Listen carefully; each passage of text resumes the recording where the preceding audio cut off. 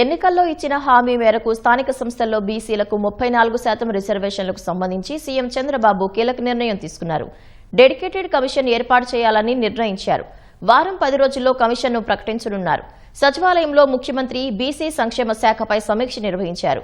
ఈ సందర్భంగా కులగణన చేపట్టాల్సిన ఆవశ్యకతపై చర్చ జరిగింది.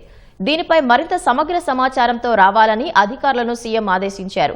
మరో ఎన్నికల హామీ అయిన బీసీల రక్షణ చట్టంపై చర్చ జరిగింది. దేశంలో మరే రాష్ట్రంలోనూ ఈ తరహా చట్టం అమలులో లేనందున ఈ ప్రతిపాదనను కేంద్రం దృష్టికి తీసుకెళ్లాల్సి ఉంటుందని ఈ సందర్భంగా అధికారులు నివేదించారు. తానే కేంద్రంతో మాట్లాడతానని, న్యాయపరమైన అంశాలను పరిగణలోకి తీసుకుని పక్కాగా బిల్లును రూపొందించాలని చంద్రబాబు నిర్దేశించారు.